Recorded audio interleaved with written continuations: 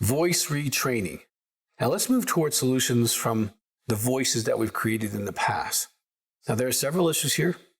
You begin to believe these voices should be in your future sexual encounters with your spouse.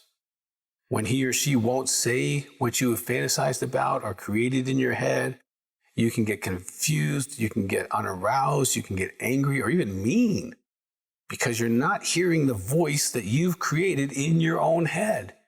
And this person is supposed to magically have figured that out. Now, this is because of the world you made up. Everyone does exactly what you say in your fantasy state or in your pornography state. And the other person in the fantasy doesn't have an opinion, doesn't have any desires. They're there just for you. It's all about you. You give them the words, you give them the scripts. Now, however, the words you've given these fantasies are hugely important to decode and understand. You created a huge, positive, neuropathic connection to the voices. Someone in the real world starts saying these kind of things to you, and you can be fired up really quickly. And now, how are you going to respond to the voice, regardless of what the woman looks like? I can tell you exactly how you're going to respond. Doesn't matter what she looks like whatsoever. You're going to respond aroused and engaged. You definitely want to know the voices you've made up. You will find this person more sexually attractive than they may be. You will have feelings towards this person because they've activated your voice sexual template. And I've had countless men relapse with real women after they started recovery because of the voices. The man didn't know he had a voice template. He didn't decode it. He didn't know what his key words were if he heard them to run for the hills.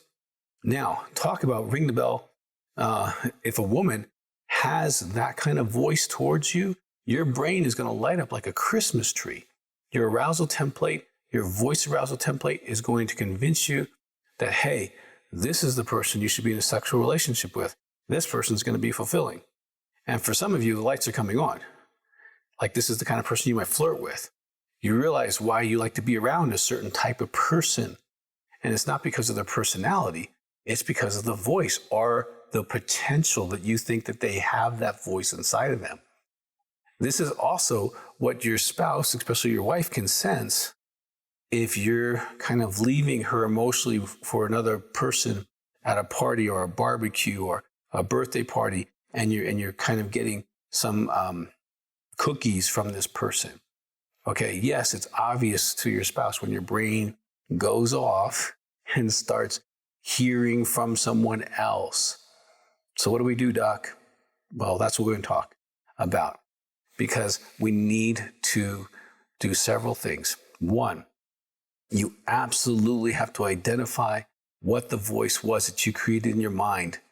Was it to be wanted, important, to be in control, to be aggressive, to be strong, to be validated? You need to dig in there and find out what this is. Now, this will require some real work, some self-honesty of your heart, and some things you're not going to necessarily even want to be vulnerable or honest about because it exposes your adolescent hurting heart. It exposes that you weren't a superhero, that you created something that you needed to make it through, to hobble through, to have a crutch, looking for this magical voice inside the fantasy world or inside of others. But knowing that those voices are real, many people who struggle with sex addiction have those voices, whether it's wanted, whether it's to be ravished, to be loved, and male or female be slightly different voices. But this voice is really important. Identify it. Number two, share it with someone of the same gender. If you're a man, share it with a man, a woman, share it with a woman. Someone needs to know what your voices are. This will really help you. If you're making phone calls to this person, they can say, oh, she was complimenting you and your voice is wanted. That's why you gave her a $20 tip. Okay, she stimulated your voice template. We know what your voice template is. And see, now you can be encouraged in a good way as you dismantle this. Okay, if the voice is a regular struggle, I would use the rubber band and make the phone calls like we talked about the biological. Do that for sure.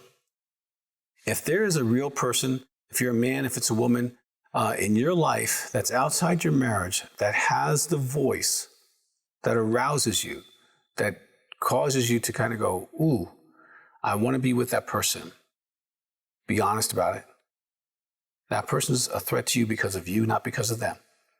They're not doing anything necessarily, hopefully not trying to be manipulative, because there are people who do capitalize on knowing that people have these voices and speak those voices to try to hook them into a relationship. There are those people, but generally speaking, they might just be kind, but you're interpreting it differently. So if there's a real person, you definitely want to identify them and make sure that you're not alone with them, and make sure you're not having conversations with them that's outside of just what has to be done. Okay. Number 5, I would read with your spouse, husband or wife, the book Upgrade Your Sex Life. There are legitimate sexual expressions, I go through 5 of them, that both of you have a different one. And sometimes the voice sexual template is part of the way you were made. It's part of your sexuality. It's actually a good and healthy thing when done well.